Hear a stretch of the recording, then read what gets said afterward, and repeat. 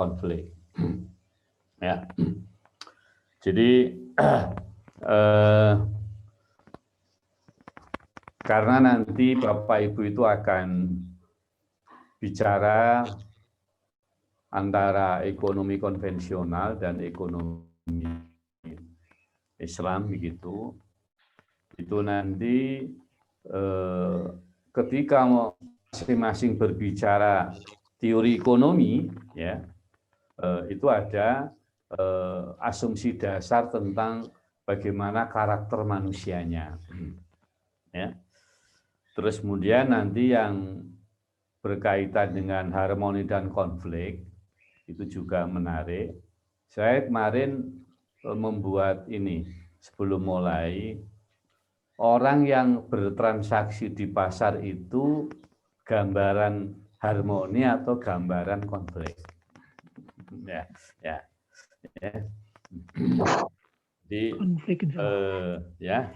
Nah, nanti monggo silahkan nanti ya, Bapak Ibu nanti dalami ya, apa itu harmoni, apa ontologi harmoni, apa ontologi konflik, apa epistemologi harmoni, apa epistemologi konflik. Ya, seperti kemarin Bapak saya hadapkan pada dua paradigma yang saling bertabrakan, yakni individualisme dan kolektivisme. Nah, ini menjadi landasan, kemudian ada ekonomi kapitalis, sistem ekonomi kapitalis yang condong pada individualisme dan ekonomi sosialis yang condong pada kolektivisme begitu. Nah, nanti ekonomi kekeluargaan letaknya di mana? Apakah sekedar terletak antara dua itu atau gimana lah? Itu nanti bisa dikembangkan lebih lanjut.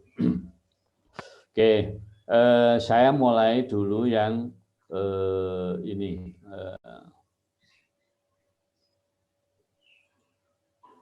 Ini, oke. Sudah kelihatan ya, Bapak Ibu ya. Oke. Oke, Prof. Ya, ini. Nah, sebenarnya kalau mungkin kalau tanya pada orang sosiologi atau psikologi atau macam-macam gitu, itu sebenarnya ada banyak penggolongan sifat dasar manusia ya. Tapi dalam hal ini kami hanya ingin menyampaikan tiga karakteristik dasar manusia dalam konteks ilmu konvensional. Itu ini ya. Jadi ada determinisme evolusi biologis yang ini kemudian menjadi landasan teori rasisme ya. Jadi teori rasisme itu ada landasannya itu ya. Kemudian nanti ada paradigma sosial. Jadi ada yang menginternalisasi individu ke dalam sosial. Tapi ada juga yang ketiga ini adalah paradigma antisosial. Oke. Nah, ini kita mulai dari determinisme evolusi biologis. Bapak pernah dengar, Bapak Ibu, teori Darwin? Pernah, Prof. Ya, apa itu teori apa itu? Teori evolusi. Evolusi apa? Evolusi manusia. Evolusi manusia, ya, evolusi manusia. Jadi saudara, secara sederhana, ini hanya singkat ringkasan-ringkasan aja ya, nanti kalau Bapak Ibu bisa baca sendiri. Tapi evolusi biologisnya Darwin itu diterapkan di ilmu sosiologi ya, bukan di ilmu biologi. Ya. Jadi kalau teorinya Darwin itu kan sebenarnya evolusi biologis manusia. Ya. Mulai dari ini kemudian kera katanya hipotesisnya ke manusia kan begitu. Ya. Nah, tapi dalam konteks sosiologis itu nanti ada istilahnya sosiobiologis. Ini salah satu aliran sosiologi ya yang menggunakan pendekatan Darwin. Sosiobiologis itu artinya karakter manusia itu sebenarnya tidak bisa dilepaskan dari evolusi biologisnya. Ya. Jadi ada 4 gagasan secara ontologis dalam determinisme evolusi biologis. Yang pertama, evolusi biologis merupakan faktor dominan yang membentuk sifat manusia. Itu yang pertama. Jadi misalnya kan sering sekali, dia itu orang mana sih? Wow, orang seberang, wow, pantesan begitu. Ya, jadi karakter seperti ini itu melekat dengan biologisnya, begitu. Ya, nah biologisnya termasuk genetiknya juga, begitu. Ya, nah evolusi biologis telah membentuk pikiran manusia dengan ciri-ciri tertentu sebelum dia masuk ke dalam kehidupan sosial. Ya. Jadi artinya karakter manusia, ya, sebelum dia berinteraksi dengan manusia lain, itu dia berpendapat bahwa karakter manusia itu tidak bisa dilepaskan dari unsur evolusi biologis mereka.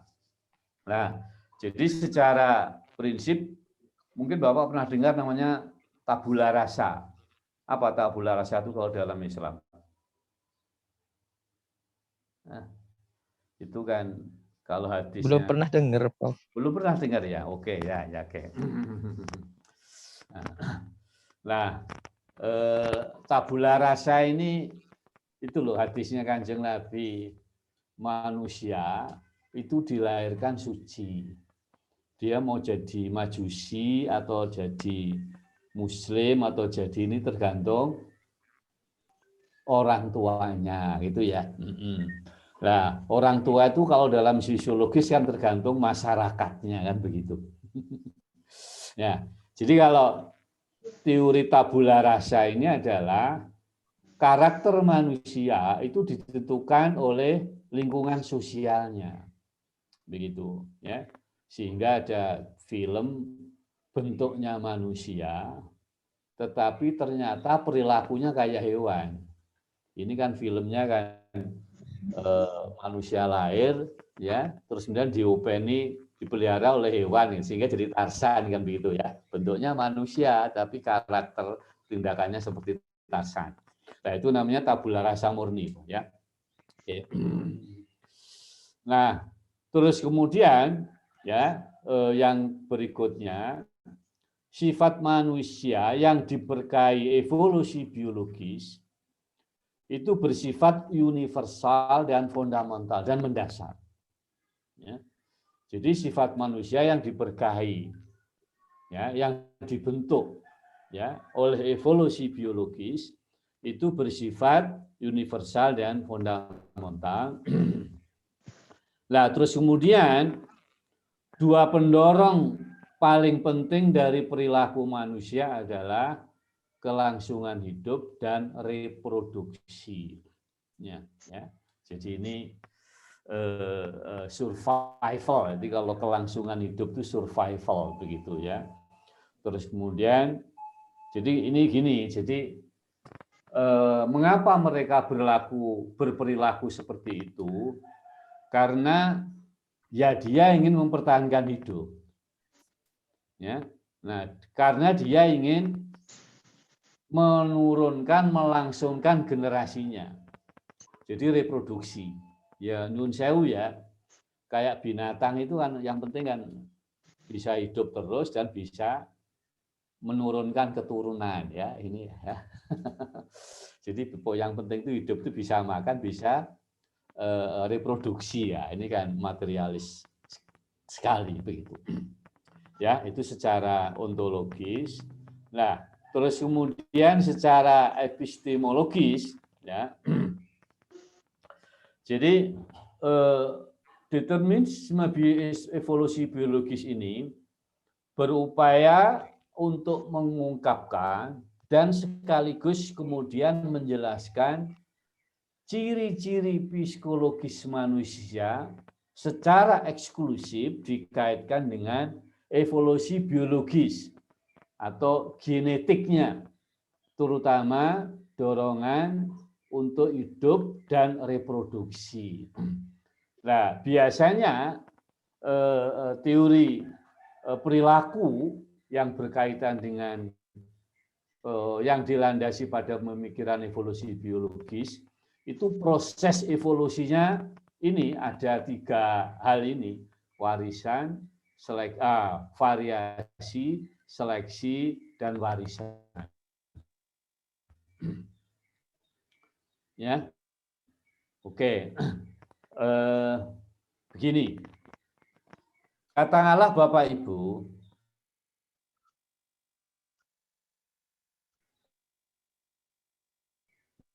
ini, ya, gimana? Internetnya saya putus-putus enggak? Ya. Tidak, Prof. Lancar. Lancar, Prof. Lancar, Prof. Lancar. Lancar ya.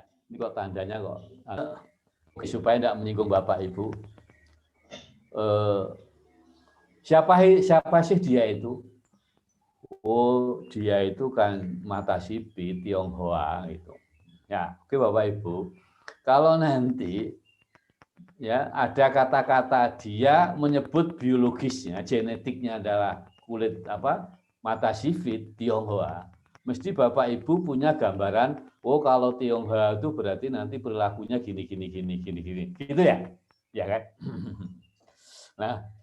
Nah dia itu mana? Oh mohon maaf, dia ini orang Jawa. Oh pantas, ya. Oh dia itu orang mana sih? Oh, dia itu orang seberang. Ini aslinya adalah etnis, biologisnya. Seperti itu. Ya. Jadi sering sekali kita itu melihat perilaku itu dikaitkan dengan asal-usul biologis etnisnya dia, genetiknya dia. Begitu. Ya. Nah, Saudara, begini, kaitan variasi, seleksi, dan warisan. Nah, biologis itu diturunkan nanti lewat warisan genetik, ya kan? Terus kemudian seleksi itu bisa begini, itu istilahnya apa ya? Melihat proses biologis itu dari seleksi itu adalah teori perkawinan, saudara. Teori perkawinan, ya. Oke, jadi kan biasanya kalau sesama misalnya ningrat begitu ya, nah ini jangan sampai nanti ningrat kok nikah sama kelas bawah. Jadi ningrat harus nikah dengan ningrat, begitu ya. Biasanya kan seperti itu, begitu ya. Kalau katakanlah di mana di Hindu ya, di India itu kalau lihat film India ya, bukan Hindu Bali ya, film India ya, itu kan jelas sekali stratanya itu. Jadi untuk mempertahankan genetik biologisnya itu dia seperti itu. Nah, terus kemudian variasi. Jadi misalnya begini, meskipun orang katakanlah misalnya kayak biologis apa ya, ular misalnya, ternyata biologisnya ular, tapi nanti variasi ular itu banyak, ya punya. Jadi bisa jadi nanti perilakunya itu bisa dilihat dari jenis biologisnya itu, ya. Jadi meskipun nanti katakanlah satu turunan, tapi mungkin ada yang rambutnya ini, ada yang ini, tapi ada satu yang dominan. Tapi nanti ada dominan, tapi juga ada varian-variannya. Nah, itu adalah untuk menjelaskan bagaimana evolusi biologis itu berproses, berjalan, dan nanti menghasilkan pemahaman perilaku.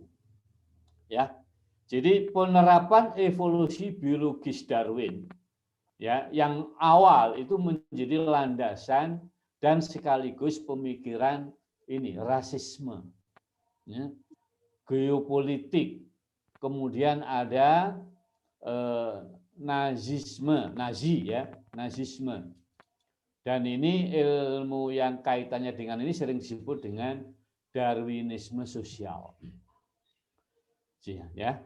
Jadi saudara, ya, jadi kalau Anda nanti ke Eropa misalnya ada paham Nazi, itu di Jerman. Ya. Kemudian kalau di Prancis itu ada namanya ekstrim kanan, ya ekstrim kanan. Itu Jean-Marie Le Pen segala macam itu. Itu yang anti imigran. Ya, jadi Prancis itu kotor karena imigran ini. Ada etnis-etnis yang lain yang masuk ke situ. Nah, sehingga orang-orang itu harus disingkirkan ya. Itu termasuk dulu kan ada korban dari Indonesia yang di kuliah di Brest itu ya, di daerah Normandi itu kan di istilahnya dikasari, dipolo bahasa Jawanya itu dikerasi oleh kelompok ekstremis kanan ini. Ya, oke. Nah, ini kalau yang saudara lihat, contoh lain misalnya adalah kalau dalam sering dengan kita bahas itu adalah Yahudi, saudara. Jadi Yahudi ini merasa itu ras paling unggul, ya, paling unggul. Ya, oleh karena itu ras Yahudi ini inginnya adalah yang dia tidak boleh tercampuri oleh ras yang lain. Karena kalau tercampuri oleh ras yang lain, itu akan mengalami penurunan. Nah, ini salah contoh ya. Makanya sekarang negara Yahudi itu ya, itu kan Arab itu termasuk walaupun dia hidup di Israel, itu kan dianggap undang-undang yang baru ini kan dia tidak menjadi anggota Yahudi, dia dianggap etnis lain, ya kelompok lain begitu. Ya. Jadi makanya mereka ini kalau bisa nikah ya sesama mereka, ya, sehingga nanti genetiknya, biologisnya, ya, kemudian keyakinannya, perilakunya, norma-norma hidupnya, nilai hidupnya sama untuk seterusnya seperti itu. Ya, oke. Terus kemudian itu adalah teori aplikasi evolusi Darwin dalam sosiologi yang paling awal. Terus kemudian yang agak terbaru itu adalah dalam bidang sosiologi yang dikenal dengan psikologi evolusioner. Ya, yang mempercayai bahwa seleksi alam adalah faktor penentu pendorong perilaku manusia. Ya, itu sudah berkembang sekarang psikologi evolusioner. Ya. Nah, kemudian pemikiran psikologi evolusioner itu kemudian menghasilkan temuan-temuan dalam bidang misalnya pernikahan, ya. Kemudian persepsi kecantikan, ya. Terus kemudian ini ada tentang level kecerdasan dan lain-lainnya, ya, ya. Jadi seperti itu, saudara, ya. Jadi, wah ini apa namanya? Ini ada yang dari Aceh. Dari Aceh ada yang dari Aceh, ya. Ini yang dari Sumatera Utara itu pernah dengar daerah namanya Loknga? Pernah dengar nggak di Aceh itu? Loknga itu. Ya. Ya. Saya belum pernah ke sana sih, tak mau ke sana kok. Enggak sempat dulu itu, ya. Cuma di Loknga itu saudara, ini tempatnya orang-orang cantik katanya. Tempat-tempatnya laki-laki ganteng dan orang-orang cantik di Aceh sana. Ada kota namanya Loknga. Nah itu ternyata apa? Itu adalah dulu ada Portugis, ya, ada bangsa Portugis yang menetap di sana, Muslim menetap di sana sampai sekarang. Jadi secara biologis itu beda dengan orang-orang Aceh yang asli, yang pribumi. Ya, mereka memiliki ya hidung yang agak panjang, warna kulit yang ini, rambut kepirang-pirangan seperti itu. Ya, itu apa namanya? Dan mereka punya komunitas tersendiri dan mereka punya apa namanya? Perilaku, prinsip-prinsip hidup yang sendiri-sendiri. Oke ya, itu secara epistemologis. dari determinisme evolusi biologis. Nah, terus kemudian berikutnya, lah ini yang paradigma sosial sekarang ya. Nah, ini ya. Nah, secara ontologis ya, paradigma sosial atau socialization kalau di literatur itu memiliki dua gagasan yang saling berhubungan ya. Nah, pada intinya yang pertama ya, perilaku manusia dibatasi dan dibentuk oleh sistem sosial. Ya. Jadi perilaku manusia ini adalah menurut paradigma sosial ini, perilakunya seperti apa, itu akan dibatasi dan dibentuk oleh sistem sosial, terutama sistem institusinya, ya, dan sistem budayanya. Ya, kalau ini berarti sebuah pandangan perilaku tidak ada kaitannya dengan biologis, tapi ini kaitannya dengan di mana mereka hidup, di mana mereka itu kumpul. Ya, ketika dia lahir itu di komunitas mana dia lahir. Nah, di komunitas itulah yang kemudian dia akan menentukan bagaimana nanti perilakunya. Ya, nah jadi institusinya itu termasuk struktur sosialnya ya, di struktur sosialnya. Jadi institusi dalam ilmu sosiologis itu nanti ada struktur sosialnya dan struktur budayanya atau budayanya dan sosialnya. Nah, kemudian yang kedua, perilaku individu itu didorong oleh keinginan individu untuk menyesuaikan diri dan beradaptasi dengan sistem sosialnya, yang pada gilirannya akan menopang stabilitas sosial. Jadi saudara, kalau mereka perilakunya seperti apa, jadi apa, tergantung lingkungan sosialnya. Dan ya perilaku mereka itu didorong untuk dia supaya confirm ya accordance ya to ini sosialnya itu, untuk kelompoknya itu. Ya. Nah, yang pada gilirannya akibatnya dalam sistem sosial, dalam kehidupannya terlalu tercipta harmonisasi sosial. Jadi seperti itu. Ya. Oke, ya. Jadi ini bertentangan dengan yang evolusi biologis tadi. Tapi kalau ini adalah jadi manusia itu bukan tergantung turunan biologisnya, genetiknya, tapi dia tergantung hidup di mana. Jadi seperti itu, ya. Oke. Nah, ini kan di Indonesia ini banyak ini ya. Di Indonesia ini banyak ya.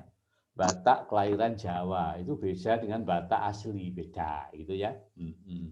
Ya, Puja Kusuma ya. Ya, putra Jawa kelahiran Sumatera. Itu nanti juga beda dengan Jawa asli begitu ya. Jadi beda itu ya. Nah, oke. Jawa saya dengan Jawa anak saya itu beda lagi sudah. Ya, karena lingkungan sosialnya juga sudah beda lagi begitu ya. Jadi adabnya dalam bersikap kepada orang tua itu ya sudah berbeda begitu. Oke, ya. Ini paradigma sosial dalam arti ontologisnya. Nah, terus kemudian bagaimana epistemologis paradigma sosial ya? Socialization paradigm. Ya, ini ada ini. Sejak pertama, perilaku individu paling tepat, nah, kan epistemologis itu kan menjelaskan. Bagaimana menjelaskan ontologisnya itu kan. Ya, ilmunya begitu. Jadi kalau gitu perilaku individu akan lebih baik dijelaskan dalam konteks paradigma sosial ini, dijelaskan oleh norma-norma yang berlaku di masyarakat dan dorongan individu atau rasionalitas individu untuk menyesuaikan diri dan beradaptasi di masyarakat. Ya, sehingga memuaskan diri mereka sendiri baik secara material maupun secara psikologis. Ya, oke. Nah, jadi bagaimana seseorang itu berperilaku begitu. Untuk memahami, ya, itu kita lihat dulu, ya. Kalau kita lihat dulu, bagaimana sih perilaku norma-norma kelompok itu, sosial itu, masyarakat itu seperti apa? Nah,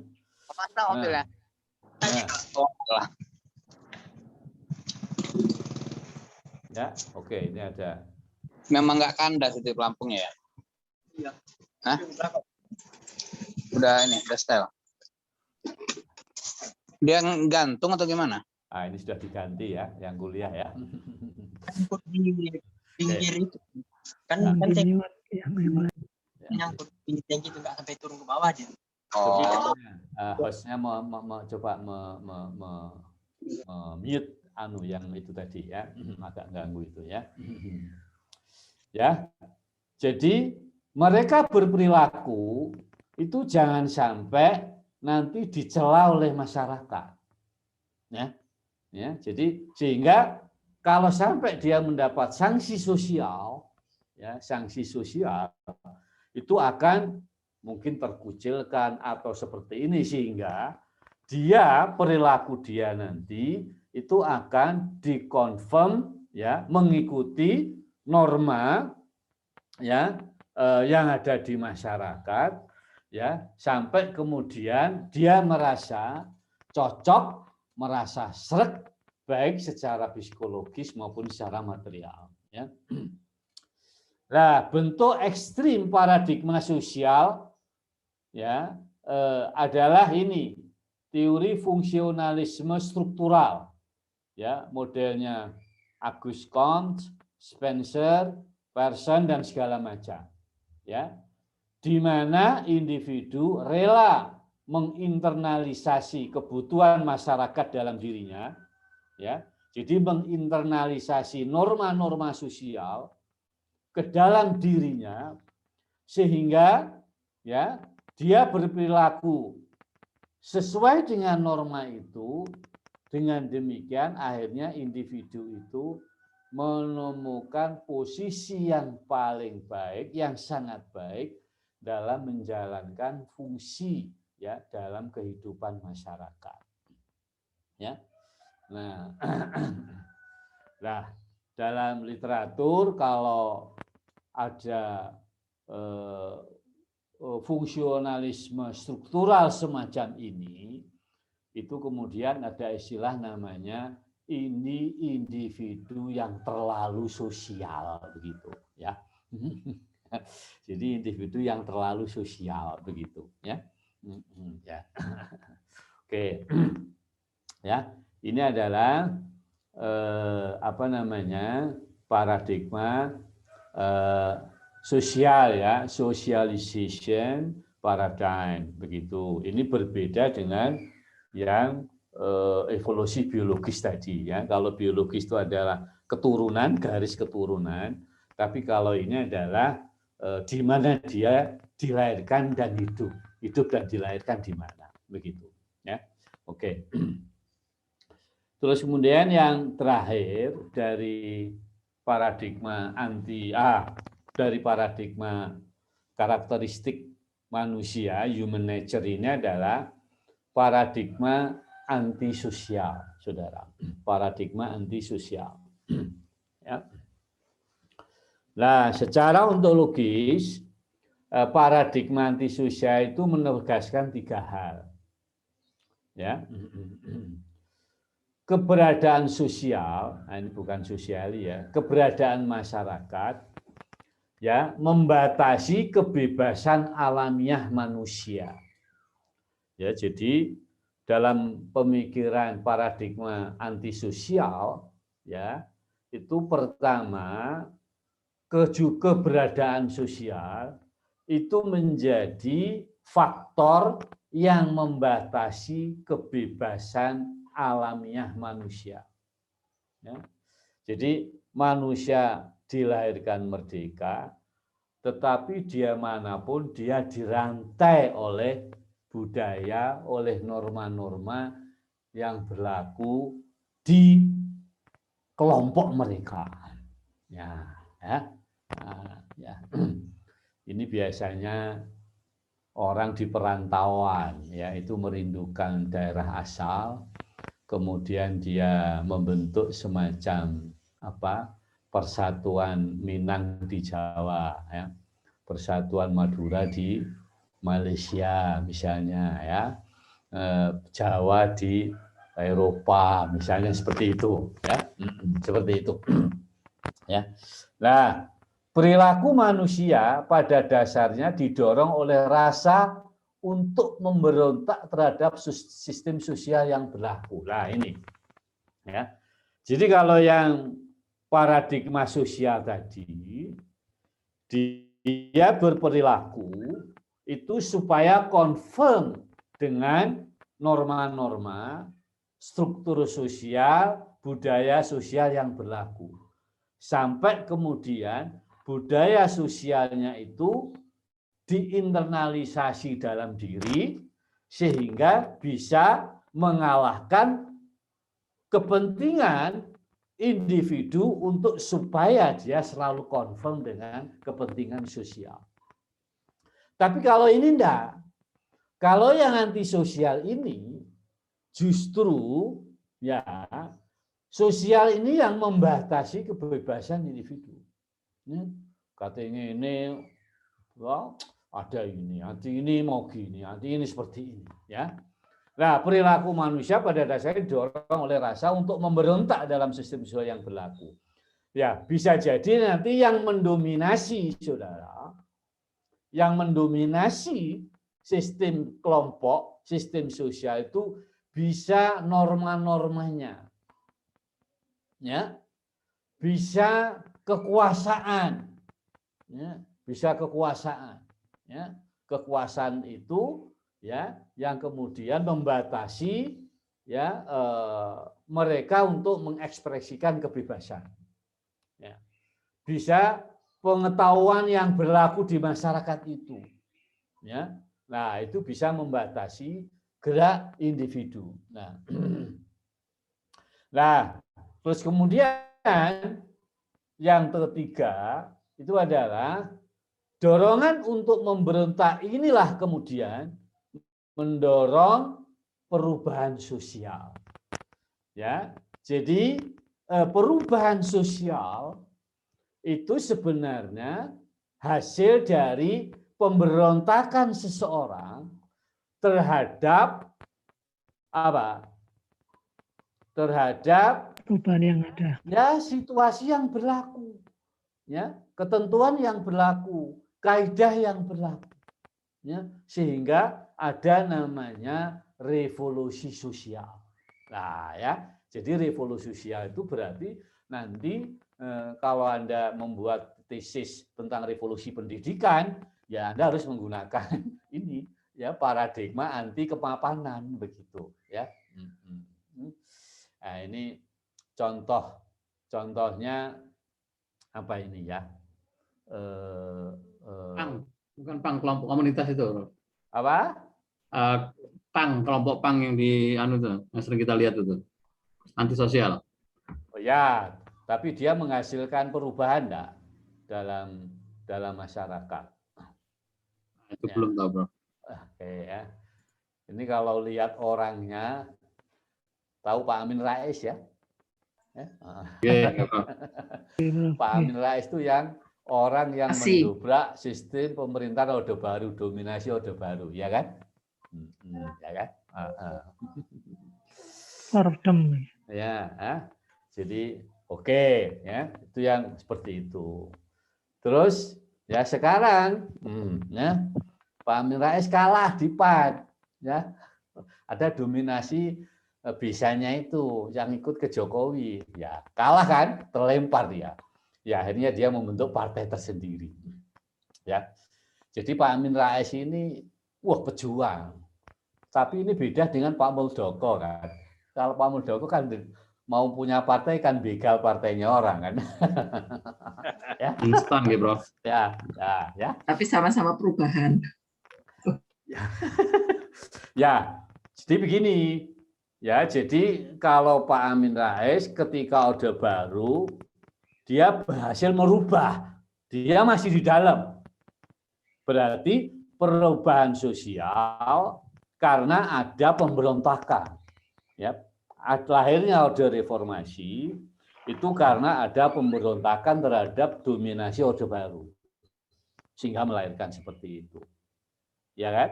Nah, tetapi kalau yang sekarang Pak Amin Rais merasa didominasi oleh PAN yang sekarang, nah dia tidak berhasil mendobrak, dia yang terlempar keluar dia, ya sehingga PAN-nya sekarang nyaman. Ya, karena sudah tidak ada pemberontak di situ. Istilahnya kan begitu kalau bahasa sosiologi ininya kan seperti itu, saudara.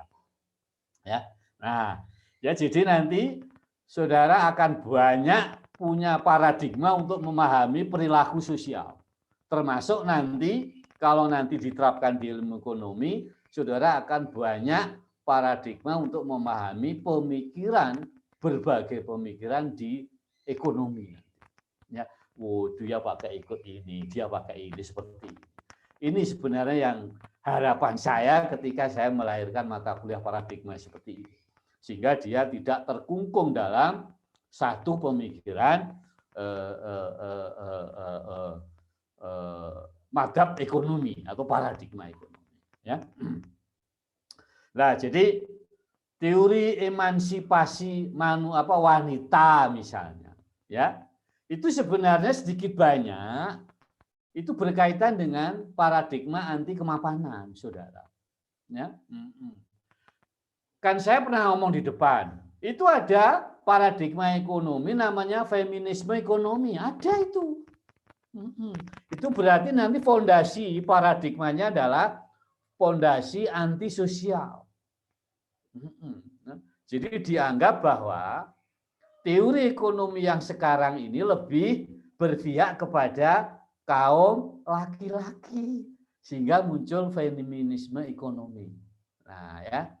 Nah, ini nanti yang pokoknya anti kemapanan itu bisa emansipasi, bisa kalau di ini kan saya rasa mungkin ada juga yang manajemen ya. Bu Umrotul itu kan juga manajemen. Ada namanya manajemen konflik juga kan, ya kan. Jadi untuk membuat kelompok itu maju, itu dibuat konflik. Ya. Nah, konfliknya adalah kemudian kalau bisa jangan konflik tawuran, tapi konflik bersaing. Nah, begitu. Sehingga nanti ketika ada persaingan, maka mereka termotivasi untuk maju. Nah, kemajuan ini diperoleh karena dia menggunakan pendekatan anti kemapanan, anti konflik seperti itu. Bapak Ibu sekalian, ya. Oke. Nah, terus berikutnya ini ya, ini sebenarnya kaitannya dengan ini ya, lebih banyak pada secara epistemologis. Nah, paradigma antisosial ya, anti masyarakat itu memunculkan 3 gagasan. Perilaku agen. Nah, agen di sini saudara, ya, agen ini bisa individu, bisa kelompok individu dalam masyarakat.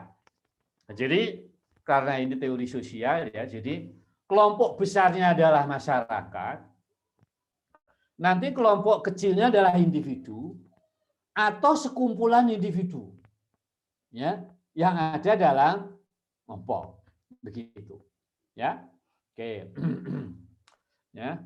Nah, perilaku agen itu bisa perilaku seorang individu atau sekumpulan individu, paling tepat dijelaskan oleh penindasan dan keinginan agen untuk memberontak terhadap masyarakat. Jadi secara kalau ingin memahami ya sebuah perubahan itu epistemologisnya berarti Anda harus melihat siapa inisiator perubahan ini. Ya, apakah seseorang atau sekelompok orang. Ya, dia tidak puas dengan yang ada dalam kelompok itu, kemudian dia memberontak. Jadi pemberontakan, ketidakpuasan, ya, oleh sekelompok individu atau individu, ya, itu yang harus difahami. Ya, jadi untuk memahami perubahan sosial, ya, perubahan kelompok, saudara harus intinya masuk kepada bagaimana perilaku individu kelompok yang membuat kelompok ini bisa berubah. Ya. Nah, terus kemudian kalau Anda tetap menggunakan itu, tapi tidak ada pemberontakan. Jika agen belum memberontak, maka yang harus dilihat bukan siapa inisiatornya, siapa yang mendominasi. Begitu. Siapa yang mendominasi? Ya. Nah, yang mendominasi ini bisa kekuasaan, bisa pemahaman. Ya. Jadi mereka intinya begini, saudara. Ya, mereka intinya kalau paradigma ini, setiap agen itu punya kepentingan. Ya, punya kepentingan. Ya, dan dia ingin memperjuangkan kepentingannya itu. Ya. Oleh karena itu dia memberontak. Dia menginisiasi perubahan. Ya, mendasar dalam kelompok itu. Ya. Iya. Kalau dia berhasil, ya berarti dia. Tapi kalau tidak berhasil, berarti dia sebenarnya masih terlalu lemah orang yang mau melakukan inisiasi perubahan ini. Berarti kalau gitu ada kelompok yang lebih kuat. Nah, kelompok yang kuat ini berarti kelompok yang mendominasi. Saudara. Ya. Nah, yang mendominasi ini kalau kita lihat, ya, nanti kalau itu partai politik mungkin ya apa kekuasaan atau klan atau apa begitu, atau pemahaman, ya.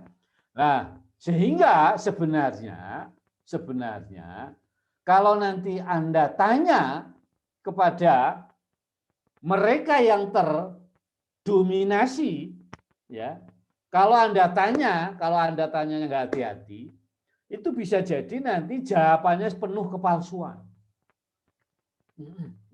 Begitu. Kenapa? Karena dia untuk mengungkapkan yang sebenarnya itu takut. Oleh karena itu yang dia sampaikan adalah pahaman, norma yang dianut oleh yang dominasi tadi itu. Nah, ini saudara, ya. Ya, oke. Ya. Nah, sehingga yang ketiga, saudara, itu konsekuensinya kegagalan agen sekelompok individu atau dalam memberontak berarti tidak ada perubahan, berarti itu ada kestabilan, ya, ya. Tetapi keberhasilan agen dalam memberontak itu berarti saudara maknai sebuah perubahan, begitu, ya, oke. Jadi kayak saudara, ini yang paling gampang itu kalau Anda melihat partai politik, saudara. Ya. Zamannya Orde Baru, bandingkan, mohon maaf, ya, ini mungkin ada yang aktivis Golkar ini ya. Ya. Golkar zamannya Orde Baru sama Golkar zamannya sekarang ini. Ya. Dulu ya, setelah sekarang ini, ternyata Golkar itu sebenarnya di dalamnya banyak kelompok-kelompok. Ya. Ada MKGR, ada kelompok hijau, ada kelompok bisnismen, ada kelompok militer, ada kelompok ini, gitu ya. Nah, terus kemudian kemarin itu kan ada konflik antara kelompoknya siapa? Bakri dengan kelompoknya Yusuf Kala yang kemudian yang dijadikan orangnya adalah Pak Agung Laksono kan gitu ya. Ya. Nah, ya itu saya terutama itu baru sadar, ternyata sebenarnya Golkar itu sangat variatif di dalam banyak konflik kepentingan, begitu ya. Tetapi ketika kita kembali ke Orde Baru, tapi ketika Orde Baru mereka kok solidnya luar biasa. Selama 32 tahun menguasai Indonesia. Ya, menguasai Indonesia dan stabil Golkar, tidak pernah ada konflik. Nah, saudara, berarti kalau gitu Golkar Orde Baru itu pandai-pandainya dia mengelola konflik. Sehingga konflik tidak menciptakan revolusi Golkar. Ya. Nah, tapi sekarang ini pandai-pandainya yang membuat konflik dalam diri Golkar. Sehingga Golkar bisa tercabik-cabik, sehingga bisa dikendalikan oleh penguasa. Nah, ini saudara, ya. Ini adalah ini menurut saya sekedar contoh ya, sekedar contoh bagaimana saudara paradigma antisosial ini ya bisa memahami stabilitas sekaligus evolusi dari sebuah kelompok, begitu. Ya, Partai Demokrat. Nah, ini ya. Ya, ada dua kubu kan? Nah, dua kubu ya. Nah, ini kan kita menikmati konfliknya Demokrat. Ya kan? Kita menikmati sekali itu. Wah, ada berita. AHY dan Muldoko, Pak. Ya, oke. Tapi itu kan apa namanya, saudara? Ya, meledaknya akibatnya yang terlempar. Ya, terlempar berarti itu adalah ya nanti kalau ada fenomena semacam ini itu beda dengan Demokrat zamannya Anas Urbaningrum. Ya. Nah, itu kan juga ada konflik itu. Konfliknya Anas Urbaningrum, ya, gerbong HMI, ya, dan gerbongnya dia termasuk bukan HMI saja karena Gede Pasek itu juga bukan HMI, dia Hindu itu, tapi dia ngeblok ke sana seperti itu ya. Nggak ada konflik, tapi enggak ini, tapi akhirnya jadi meledak seperti itu. Ya, jadi itu sudah. Ya. Jadi sekarang Anda sudah punya paradigma untuk melihat keluarga harmonis dan keluarga cerai-berai kan begitu nanti. Nanti kan ada pihak ketiga itu ya, kan begitu. Nah, oke ya. Nah. Oke. Jadi itu Bapak Ibu sekalian. Nah, terus kemudian ini ekstrim Bapak Ibu. Ini ekstrim ya. Di tiga paradigma tadi ekstrim. Ya. Tentu saja, oke ya. Oke. Nah, ya. Kemudian untuk memahami dinamika sosial, dinamika kelompok, dinamika pemikiran dalam suatu bidang tertentu, ya itu kalau menggunakan tiga itu secara strict bisa jadi gagal, ya, bisa jadi gagal, ya, kan begitu, ya. Jadi misalnya kan kalau Anda melihat paradigma antisosial itu kan seolah-olah konflik aja kan, ya kan, ya. Tetapi kalau Anda menggunakan pendekatan sosial itu enggak ada, enggak ono abane, enggak ono suarane, ya tenang terus begitu kan, ya. Kita kan melihatnya dari luar, jari itu kok delok itu kok njaba tok, awake njero gegeran tok ae rek, kan gitu ya. Oke, misalnya, ya ada yang misalnya juga faktor biologi saja. Ya, ini ternyata dalam penelitian-penelitian itu kalau kita menggunakan tiga secara strict masing-masing, kelihatannya itu gagal dalam menjelaskan perilaku individu dan sosial.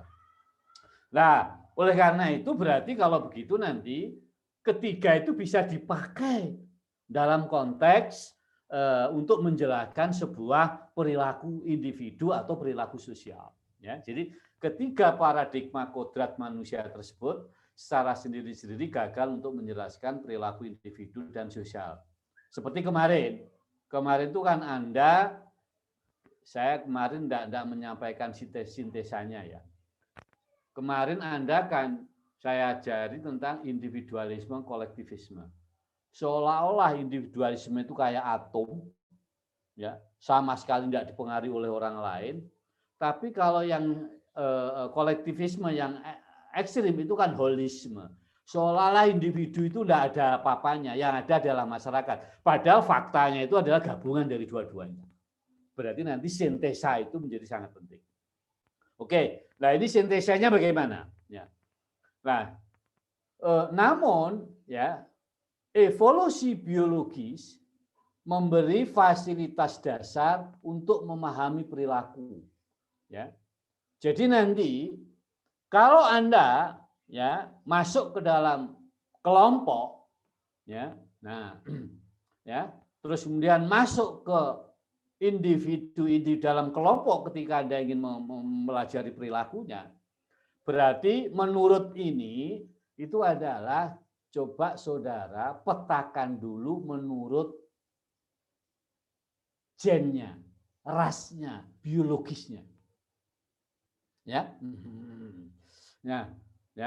Nah, setelah itu kemudian nanti saudara kaitkan dengan dia etnis apa, ya, kemudian dia hidup pada kelompok mana, ya, sehingga nanti saudara transformasi dari biologis, genetik, kemudian kamu tambahi dengan lingkungan sosial untuk memahaminya. Ya, seperti itu. Nah, tetapi secara ontologis ya berarti nanti landasan sosial antisosial itu harus memiliki landasan material yang berarti landasan biologisnya ini ya, yang mewariskan yang diwariskan oleh nenek moyang mereka. Ya. Nah, ya. Terus kemudian pada awal kehidupan peranan struktur kelembagaan masih lemah. Ya. Jadi ini biasanya apa saudara? Ini kalau saya ngomong sosial itu lingkupnya nanti paling rendah bisa keluarga ya. Bisa keluarga, bisa masyarakat ya, bisa ya negara ya, paling besar negara seperti itu. Jadi pada tahap awal biasanya peranan struktur kelembagaan masih lemah sehingga kekuatan sosial dan antisosial lemah. Jadi misalnya begini, ini contohnya ya. Ada keluarga Jawa misalnya transmigrasi mandiri swakarsa ke wilayah Papua misalnya begitu ya. Nah ini jadi satu keluarga terus kemudian dia punya anak di situ. Nah saudara, karena dia adalah orang Jawa satu-satunya yang hidup di komunitas Papua, berarti kalau begitu norma sosial Jawanya tidak membelenggu dia. Yang membelenggu dia adalah norma-norma keluarganya ini. Dengan kata lain berarti pengaruh sosialnya masih lemah. Ya, sehingga dalam konteks ini alangkah baiknya Anda menelusuri pada lingkup yang paling kecil, yakni adalah dia turunan Jawa. Kemudian kalau mau diperluas norma Jawa dalam lingkungan kecil itu seperti apa? Ya. Nah, terusnya. Nah, terus kemudian tapi ketika kelembagaan semakin kuat ya, masyarakatnya berkembang sehingga berarti nanti ya struktur sosialnya semakin kuat sehingga tekanan sosial ya terhadap sekelompok kecil tadi itu menjadi kuat ya. Nah bisa jadi nanti kuatnya peranan sosial, dominasi sosial itu bisa menghasilkan dua kemungkinan. Kemungkinan pertama adalah ya semakin kuatnya ikatan individu ke dalam ikatan sosial, sehingga menjadi paradigma sosial.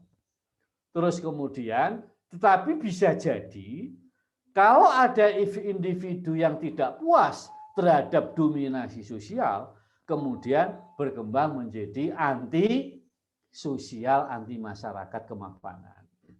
Jadi seperti itu. Jadi ini adalah studi evolusi, ya. Kalau dalam ekonomi namanya model dinamik, di mana Anda memasukkan unsur waktu di dalam menjelaskan perubahan kelompok atau perubahan sosial masyarakat. Jadi itu, saudara, ini adalah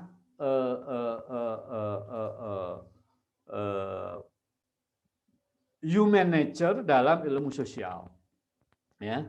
Nah, ya, human nature dalam ilmu sosial, begitu, saudara. Ya. Oke, mungkin ada yang backgroundnya sosiologi, ada nggak ini? Ya.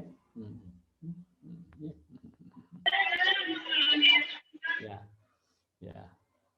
Ah, ini apa namanya, paradigma atau apa ya istilahnya, kalau saya waktu di S1 tahun 78, jadi saya jadi mahasiswa di Brawijaya itu S1 pertama tahun 78, ya. Kemudian itu ada, saya masih ingat itu, ada mata kuliah namanya filsafat, ilmu filsafat. Ilmu apa tentang kodrat manusia, tabula rasa segala macam itu waktu itu, ya. Nah, itu ya yang ngajar tuh Pak Pati MA dari IKIP zaman dulu itu.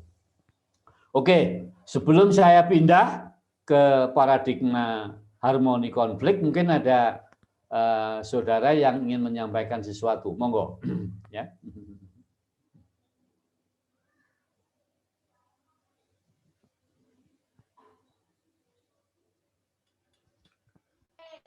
Izin, Prof. Izin, Prof. Ya, monggo. Ya, kalau melihat salah satu pendekatan tadi, Prof, yang anti sosial, ya, kita melihat perubahan masyarakat dengan antisosial, itu artinya bahwa bisa jadi konflik itu bisa diciptakan, seperti misalkan kasus-kasus politik dan sebagainya. Nah, ini yang perlu mohon dielaborasi lebih lanjut, Prof, tentang manajemen konflik ini, karena kebetulan saya ini bukan orang ekonomi, Prof. Elaborasi lebih lanjut tentang manajemen konflik. Kemudian ini saya baru kali ini apa istilahnya senang sekali, Prof, karena ada sangkut pautnya tentang biologi yang sesuai sekolah saya dulu. Biologi, Pak, ya? Ya, Pak Sis ini biologi, ya? Ya, S1 saya biologi, Prof. Wah, ya. Makanya saya kalau ada Darwin itu ya agak lumayan nyambung, meskipun waktu itu juga sering tertidur, Prof, kalau dijelaskan oleh dosen. Ya. Jadi artinya ya memang baik pemikiran maupun konflik itu juga sering terjadi apa perubahan, kemudian sering terjadi dinamika dan sebagainya. Ini mohon kami jika beri ular lebih lanjut, Prof, tentang masalah apa ini, bagaimana manajemen konflik dan bagaimana kalau titik temunya dari sekian evolusi ini di mana ini, Prof? Terima kasih, Prof. Oke, saya mohon maaf ya, saya bukan orang manajemen. Ini sebenarnya nanti Bu Umrotun itu yang manajemen tuh ya, Bu Umrotun yang. Mungkin Anda yang dari jurusan manajemen ini mesti tahu itu, ya. Konflik, ya. Oke, ya. Nah, manajemen konflik itu bisa ini ya. Sepengetahuan saya, nanti mohon ditambahi ya. Saya hanya dengar sekilas begitu aja. Karena ini kalau sudah ngomong ekonomi, ternyata ekonomi itu ada akuntansi, ada manajemen. Ketika ekonomi ditanya akuntansi nggak ngerti. Ya. akan menerangkan seolah kayak yo tapi ajane gak ngerti juga Pak ajane kan begitu ya. Manajemen Pak. Bisa jadi seperti itu Pak. Ya. Ya. Tetapi bisa jadi manajemen konflik itu adalah untuk menjaga kelangsungan bosnya yang membuat konflik. Sehingga dia nyaman begitu. Ya. Ya. Ya. Tapi ini kan di agama enggak boleh ya. Istilahnya kan mengadu domba tuh ini. Ya, enggak boleh kan seperti ini mengadu domba seperti ini ya. Jadi diadu domba. Nah, sehingga nah ya kan. Manut sekarang ikut saya enggak? Kalau enggak nanti ya manajemen konflik itu adalah bisa dipakai sebagai cara untuk menghasilkan kemajuan, tetapi di satu sisi kalau konfliknya itu seimbang, ya terus dibuat seimbang, jangan timpang. Kalau diseimbang nanti berarti pertandingannya sampai 30 ronde nggak ada yang menang, Pak. Nah kalau ada yang menang berarti nanti pimpinannya yang kunjunginya itu aman begitu, ya. Jadi dekan selama 30 tahun, kira-kira begitu ya. Misalnya seperti itu. Ya, bagaimana menciptakan konflik? Ya, tanya orang, ya. Nanti di bidang politik itu ada cara tersendiri, saya nggak tahu. Ya, lah di bidang manajemen, nah monggo nanti manajemen apa? Ya, manajemennya ini manajemen apa ini ya? Ya mohon maaf, mungkin apa dibenturkan misalnya, ya ini kan kita lihat ya. Kalau ini kan ada kelompok NU sama kelompok Salafi Wahabi itu kan bisa aja dibenturkan seperti itu ya kan. Nanti yang di atas yang enak-enak seperti itu kan begitu. Ya. Nah, ya seperti ini ada WA ya. Jadi dari apa itu resmi itu institusinya NU protes Ustadz Basalamah kok ceramah di Kapolri. Wah, ini kan kelompok NU-nya kan agak tersinggung ini kan. Wah, ya. Ini nek kalau guyonannya lho nek ngono kudu diundang rek ya. Sekali ini diundang ya. Jadi gak konflik gitu loh ya kan begitu kan. Nah ekonomi undangan itu berarti amplop Pak. Kan begitu kalau ekonomi loh ya. Kan ke sana nanti ya. Jadi seperti itu Pak. Ya. Jadi tergantung sampean mau apa. Mau menggunakan konflik itu untuk apa begitu. Ya. Nah, terus kemudian seperti biologis, malah justru saya ingin tanya jenengan, ya. Saya malah bukan orang biologi nih, ya. Saya hanya baca ini aja, ya. Tetapi nanti Pak, ya, ini bisa digunakan untuk misalnya, kan banyak orang ini, ya yang ya tapi ini enggak benar ini, ya ingin turunan gagah. Sehingga dia nikah sama orang asing, ya kan? Supaya turunannya gagah, biar hidungnya mancing. Ya bosen, keluargaku pesek kabeh, ya pesek itu ndek pisan, wadas. Nggak ada perubahan genetika ini. Lah oleh karena itu dia nikah sama ini. Nah itu berarti untuk menurunkan faktor biologi, sehingga ini motivasi orang nikah itu bisa jadi karena ingin mendapatkan turunan biologis, kan begitu, ya kan? Ya, ada nikah untuk supaya apa?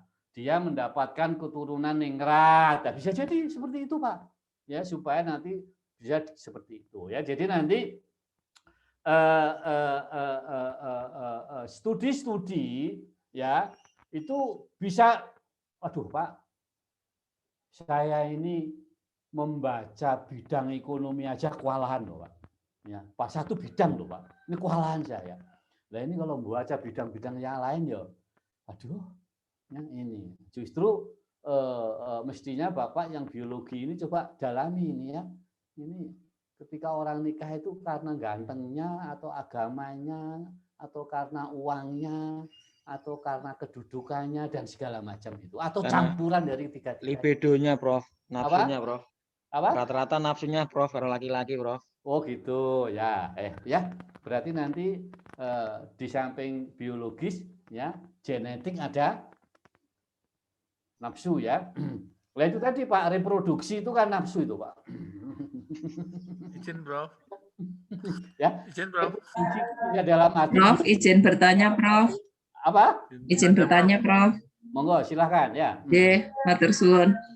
Prof, kalau dari paradigma sifat dasar manusia ini, kalau misalnya ini saya kaitkan dengan bentuk entah ini paradigma yang lain atau ini memang bidang dari ekonomi, ada ekonomi kelembagaan dan ada ekonomi kerakyatan atau Pancasila. Sebenarnya di dalamnya itu kan lebih banyak bicara juga tentang sifat dasar manusia gitu kan ya, dari uraian sila itu sendiri, sifat-sifat nilai toleransi, transparansi hukum, kelembagaan dan sebagainya. Mohon pencerahan Prof, kira-kira kalau kita ingin mengimplementasikan konsep dasar dari ekonomi kelembagaan dan ekonomi Pancasila atau kerakyatan ini dari dasar-dasar ilmu sifat dasar itu kita bisa mengembangkan di bidang yang mana, Prof? Kalau kita lihat kan ada politik, ekonomi, sosial, budaya itu. Itu saja, Prof. Mohon pencerahannya, matur suwun. Kalau ekonomi kelembagaan, ya ini sepengetahuan saya, Pak. Ya, ekonomi kelembagaan itu kan ada ekonomi kelembagaan lama dan kelembagaan baru. Ya, old and new, ya itu economic, ya institusionalis itu, ya. Nah, kalau yang lama itu lebih banyak ke paradigma sosial ini, Bu. Karena ekonomi kelembagaan lama itu, ya ternyata, ya ketika saya melakukan transaksi, itu ada faktor norma, ada faktor budaya. Ya, seperti itu. Jadi faktor norma dan budaya ini ya kemudian mempengaruhi aktivitas ekonomi. Ya, yang tercermin misalnya dalam biaya. Gini, maksud saya gini Bu, ya gini. Misalnya ada perusahaan Tionghoa, terus dia ingin ngambil akuntansi di bidang keuangan. Kira-kira kalau ada yang lamar suku Jawa, suku Tionghoa, kemudian suku Batak, suku yang lain, melamar ke perusahaan miliknya Tionghoa, mau ditempatkan di bagian keuangan. Kira-kira itu yang dipilih yang pertama yang mana? Ya, yang Tionghoa, Prof. Ya, dari Pak Bobi? Tionghoa, Prof. Tionghoa. Karena apa? Apalagi Tionghoanya itu adalah satu kampung, misalnya. Karena apa? Karena dia sudah punya, kalau Tionghoanya sukunya ini, itu dia punya presiden, dia jujur, tahan banting, bisa dipercaya. Kalau yang suku luar ini saya nggak ngerti nih, ya, ini saya nggak ngerti. Ya, mungkin suku ini yang terkena tuh malasnya ini. Wah repot ini kalau bagian uang kok malas, ini repot ini. Nah, jadi ini Bab, ini contoh Bu ya. Jadi contoh apa? Contoh ya pilihan untuk menseleksi seseorang ditempatkan bagian tertentu itu ternyata ya pertama ingin kepentingan saya selamat. Nah, supaya kepentingan saya selamat, maka saya menempatkan orang yang bisa dipercaya. Nah, orang yang bisa dipercaya itu bisa ditelusuri dari biologisnya, dari etnisnya, karena etnis mengandung norma. Jadi seperti itu. Ya. Nah, ya, ini dalam level mikro sekali. Berarti kalau gitu, berarti dengan evolusi biologis ini dia tidak perlu melakukan tes yang panjang, wawancara mana ya, mengundang ini, tapi cukup dengan indikator itu dia bisa ngambil. Nah, berarti di sini efisiensi dalam rekrutmen, istilahnya begitu di manajemen. Ada yang seperti ini, Bu. Ya. Nah, terus kemudian kalau yang tadi ekonomi kerakyatan, ya itu juga sebenarnya ekonomi kerakyatan itu berarti artinya orang harus peduli ke orang lain, ya kan? Satu orang harus mikir orang lain juga, jangan mikir dirinya sendiri. Nah, itu berarti kalau gitu ini ekonomi sosial. Berarti saya ketika bertindak tidak hanya mementingkan diri sendiri, tapi juga mementingkan kepentingan yang lebih besar. Ya, ya. Jadi seperti itu. Jadi ini kalau Anda menggunakan paradigma yang kemarin, sebenarnya ya ekonomi kerakyatan, ekonomi kekeluargaan itu ada unsur kolektivismenya, tidak murni individualismenya. Kalau dikaitkan dengan paradigma sifat manusia, berarti juga paradigma yang pas adalah paradigma sosial. Seperti itu. Ya. Prof, tanya Prof.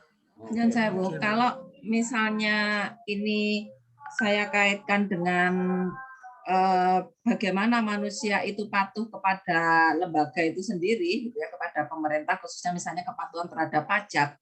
Apakah bisa, Prof, salah satu faktor yang mempengaruhi orang tidak patuh itu karena memang sifat dasar manusia tidak ingin patuh, gitu. Ya.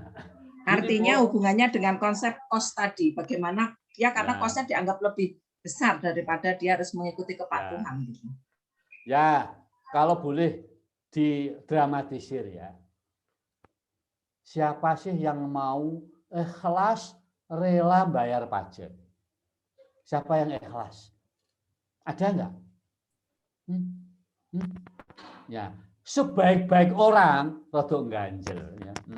Walaupun mungkin ada ganjelnya kecil, ada ganjelnya besar kan begitu ya. Seperti itu. Ya. Nah, oke. Jadi makanya di teori pajak itu ada namanya teori penghindaran pajak. Ya. Ya, bukan teori ketaatan pajak, tapi teori penghindaran pajak. Karena memang, loh kenapa namanya teori kok bukan teori ketaatan pajak, kok teori penghindaran pajak? Karena pajak itu sebenarnya Anda mengorbankan tapi nggak dapat apa-apa. Gitu. Sehingga teori yang pas bukan teori ketaatan, tapi teori penghindaran. Gitu loh. Antisosial bukan itu, Bro. Ya, saya senang sekali itu. Apa, Pak? Bukan termasuk pemberontakan, bukan ya? Bukan termasuk pemberontakan. Levelnya gini ya. Hampir sama dengan penggemplangan nggak, Prof?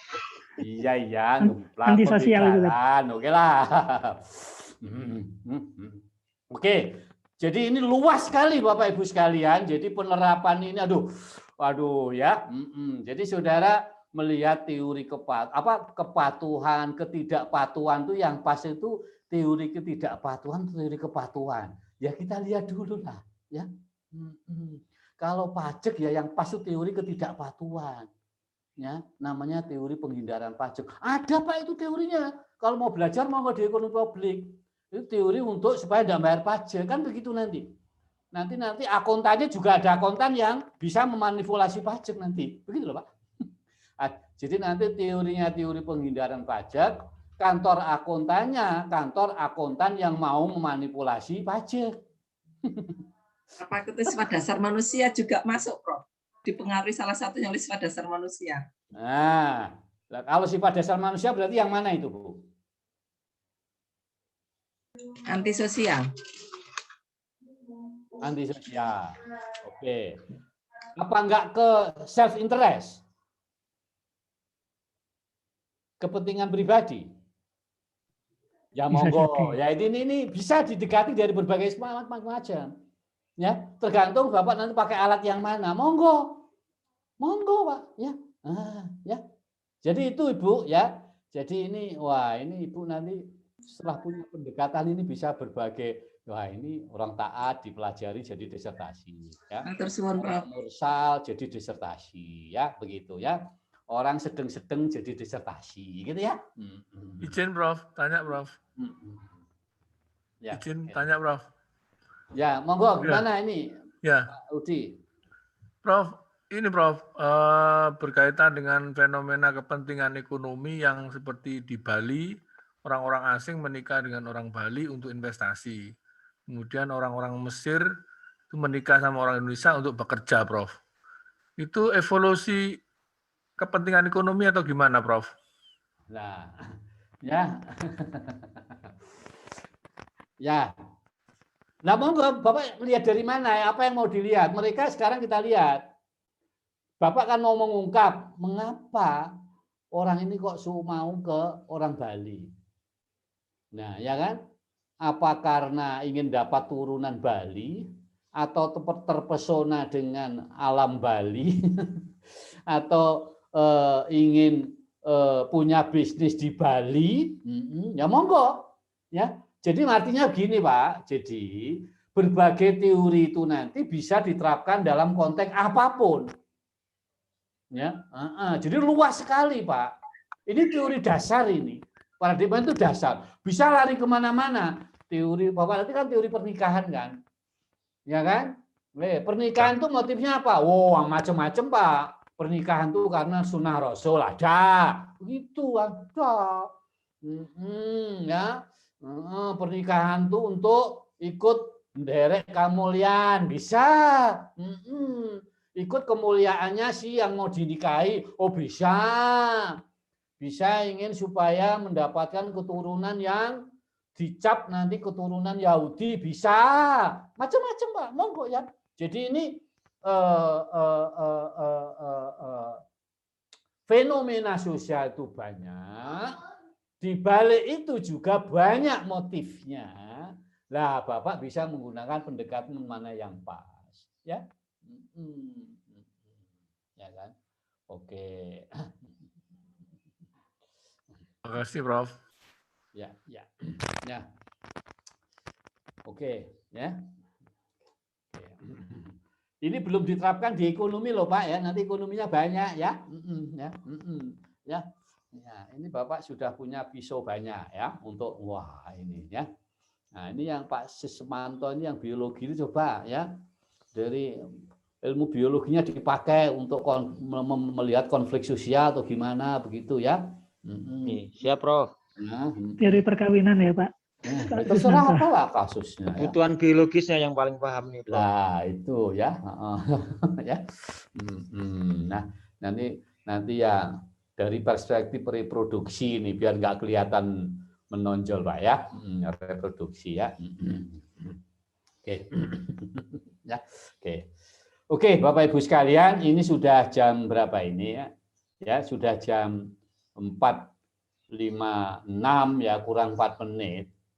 Tapi sebenarnya ada satu lagi nih ya. Ya, satu lagi. Ya, oke, ini saya apa namanya? Ini sebenarnya masih ada satu lagi, tapi kelihatannya gimana ini ya? Apa ini? Oke, yang ini ya. Nah, ini Bapak Ibu. Ini tadi sebenarnya sudah sedikit banyak sudah kita bahas. Sudah banyak, sudah habis kita bahas tadi. Ya. Nah, ya, ada paradigma konflik versus paradigma harmoni. Ya, tadi ini sebenarnya sosial dan anti sosial tadi. Ya, jadi kalau yang harmoni itu dekat dengan paradigma sosial, kalau yang konflik itu adalah paradigma anti sosial.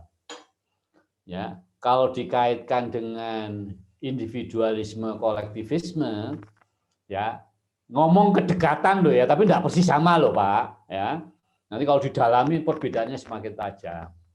Kalau harmoni itu kolektif, ya, tapi kalau konflik itu individualisme, ya individualisme, ya. Jadi begitu Pak, ya. Ya. Oke, nanti dibaca sendiri aja ya, ya. Tinggal baca, Ya, Prof. Ya, Prof. Mudah paham, Prof. Nah, nanti bisa lihat ini. Terus kemudian nanti sintesanya bagaimana? Kemarin yang individualisme, yang kolektivisme itu sebenarnya itu adalah bentuk ekstrimnya. Tapi faktanya ya tidak holisme dan tidak tidak holisme, tidak atomisme. Ya. Tengah-tengahnya itu. Lah tengah-tengahnya nanti ada yang condong ke individualisme, tapi ada juga yang condong ke kolektivisme. Begitu ya. Oke, ya. Oke. Saya rasa itu Pak ya. Ya, enggak usah baca sendiri aja lah, sudah ada PowerPoint-nya ya. Ya nanti Prof. Ya, Prof.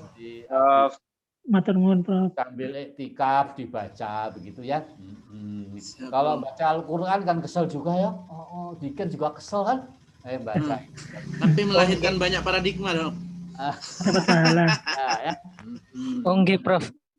Ini terakhir, Prof. Mau tanya ini, Prof. Ini paradigma konflik ini yang punyanya Karl Marx ya, Prof? Ya.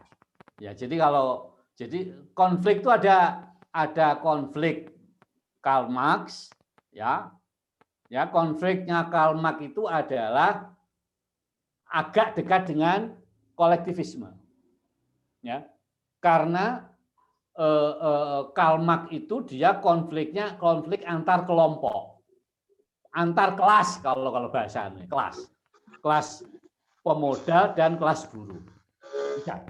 Tetapi juga ada konflik Weberian. Ya, ini beda lagi, Pak. Nah, kalau konflik Weberian itu konflik, tetapi dia agak dekat dengan individualisme. Jadi ada individu berhadapan dengan kelompok, begitu. Ya, oke ya. Jadi seperti itu nanti. Monggo didalami nanti, nggih. Didalami nanti. Jadi ada konflik Marx. Kalau di ilmu sosial, konflik itu artinya kan tadi ya memberontak ya, iya kan? Memberontak itu kan kalau hanya pemikiran namanya kan mengkritisi toh. Jadi mengkritisi itu sebenarnya pemberontakan, Pak. Ya. Nah, ya, walaupun pemberontakannya tidak sampai kemudian berontak dalam mati visi, ya, tapi mengkritisi. Itu agak dekat dengan konflik. Jadi begitu, Pak, nanti, ya. Nah, berarti nanti mengkritisi itu berarti ada konflik kepentingan, ya. Jadi itu macam-macam nanti, ya. Jadi kalau Bapak membuat sintesa, waduh bisa sintesa banyak untuk menghapus satu. Wah, itu menarik sekali itu, ya. Oke. Itu aja Pak ya. Lanjutnya sendiri ya. Wah, ini sudah bisa semua ini kelihatannya ya. Amin. Terima kasih, Prof. Oke. Amin. Ini pertemuan terakhir atau ada masih pertemuan lagi, Prof?